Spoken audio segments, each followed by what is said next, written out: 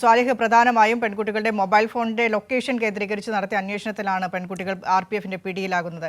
എന്തുകൊണ്ട് പൂനെ എന്നുള്ളത് വലിയൊരു ചോദ്യമാണ്. കാരണം പല ഭാഗത്തേക്ക് പോകാമായിരുന്നു. അവിടെ പോയി ഒരു ബ്യൂട്ടി സലൂണിൽ പോയി പെൺകുട്ടികൾ മുടി സ്ട്രേറ്റ് ചെയ്യുന്നു, ഹെയറിന് വേണ്ട ട്രീറ്റ്മെൻറ്റ് എടുക്കുന്നു. അപ്പോൾ അത്തരത്തിൽ പ്ലാൻഡ് ആയിരുന്നു പെൺകുട്ടികൾ എന്നാണ് ഇത്രയും ഈ ഒരു അന്വേഷണത്തിലൂടെ അല്ലെങ്കിൽ പുറത്തു വരുന്ന വിവരങ്ങളിലൂടെ നമുക്ക് മനസ്സിലാക്കുന്നത്. അങ്ങനെ തന്നെയാണോ പെൺകുട്ടികളുടെ വീട്ടുകാർ പ്രതികരിക്കുന്നത്? ഈ പെൺകുട്ടികളെ കിട്ടിയതിന് ശേഷം ഏതെങ്കിലും തരത്തിലുള്ള പ്രതികരണം വീട്ടുകാരുടെ ഭാഗത്തുനിന്നുണ്ടാകുന്നുണ്ടോ? വീട്ടുകാർ പറയുന്നത് ഏതെങ്കിലും തരത്തിലുള്ള പ്രശ്നങ്ങൾ വീട്ടുകാരുമായി ഈ കുട്ടികൾക്ക് ഇല്ലായിരുന്നു എന്നാണ്. എന്താണ് ഈ പോകാനുള്ള ഒരു സാഹചര്യം എന്നത് സംബന്ധിച്ച ഒരു അവ്യക്തത ഇപ്പോഴുമുണ്ട്. ഈ റഹീം അസ്ലം, ഇവർക്ക് പോകാൻ സഹായം ചെയ്ത റഹീം അസ്ലം ഇൻസ്റ്റഗ്രാം വഴി പരിചയപ്പെട്ടതാണ്. ഇയാളാണ് നേത്രാവതി എക്സ്പ്രസിൽ ഇവരെ കയറ്റുന്നതും മുംബൈയിലേക്കുള്ള വഴിയെല്ലാം പറഞ്ഞു കൊടുത്തത് റഹീം അസ്ലമാണ്.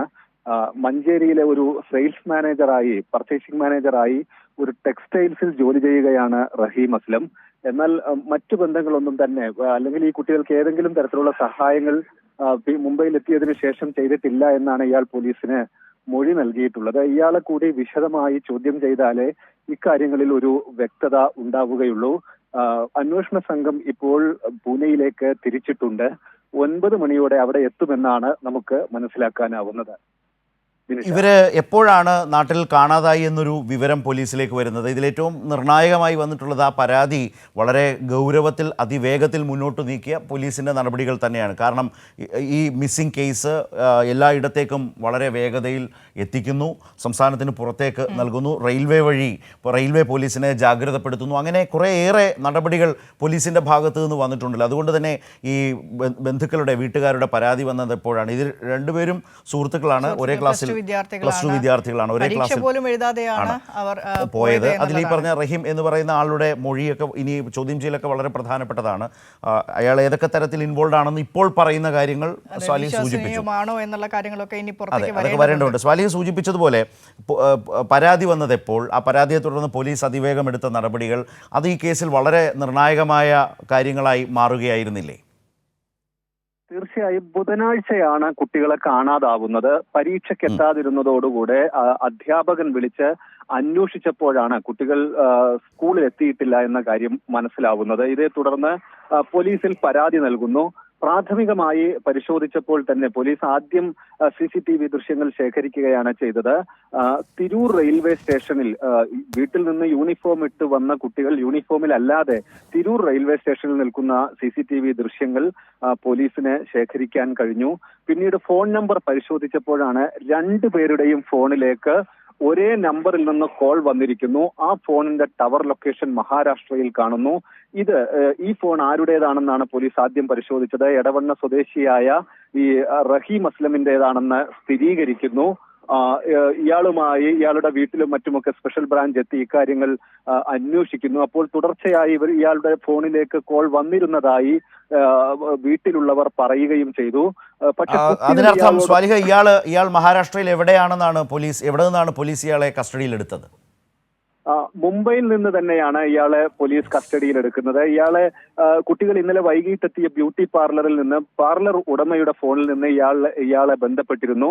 ഇതനുസരിച്ച് ഈ നമ്പറിൽ കേന്ദ്രീകരിച്ചാണ് ഇയാളെ പോലീസ് കസ്റ്റഡിയിലെടുക്കുന്നത്. പക്ഷേ ഈ കുട്ടികളും ഇവിടെ നിന്ന് താനൂരിൽ നിന്ന് ട്രെയിൻ കയറി നേരെ പോയത് മുംബൈയിലേക്കല്ലേ? കുട്ടികൾ ഇവിടെ നിന്ന് നേരെ പോകുന്നത് കോഴിക്കോട് റെയിൽവേ സ്റ്റേഷനിലേക്കാണ്. അവിടെ നിന്ന് നേത്രാവതി എക്സ്പ്രസിൽ കയറിയാണ് പനവേലിൽ എത്തുന്നത്. ഏതാണ്ട് പനവേലിൽ എത്തുന്നത് വരെ ഈ റഹീം അസ്ലം ഒപ്പം ഉണ്ട് എന്നാണ് പോലീസ് പറയുന്നത്. അവിടെ നിന്ന് ഇവർ രണ്ട് വഴിക്ക് പിരിഞ്ഞു. കുട്ടികൾക്ക് പിന്നീട് ഇയാൾ സഹായമൊന്നും നൽകിയിട്ടില്ല. ഇയാൾ ഇങ്ങനെ ഒരു യാത്രയ്ക്കൊന്നും തയ്യാറായി വന്നിരുന്ന ആളല്ല എന്നാണ് പോലീസ് പ്രാഥമികമായി മനസ്സിലാക്കുന്നത്.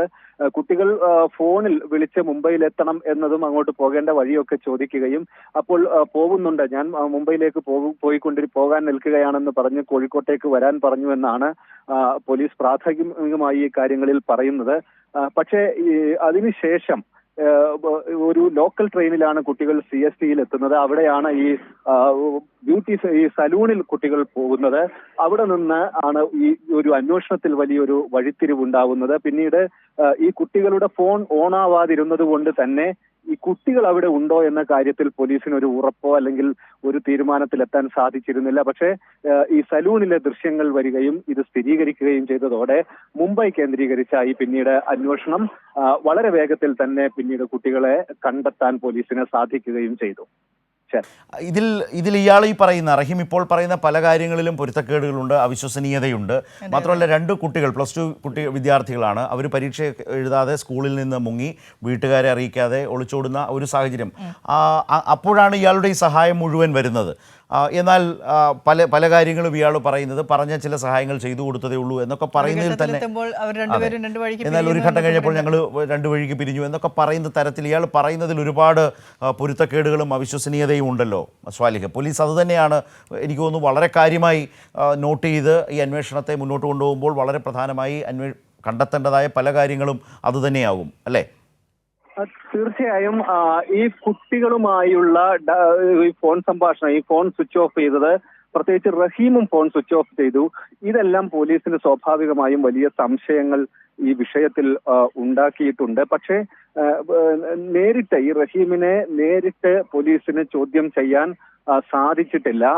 ഇന്ന് പോലീസ് എത്തിയ അയാളെ കൂടെ കസ്റ്റഡിയിൽ വാങ്ങിയതിനു ശേഷമാവും കൂടുതൽ സംസാരിക്കാൻ പോലീസിന് സാധിക്കുക.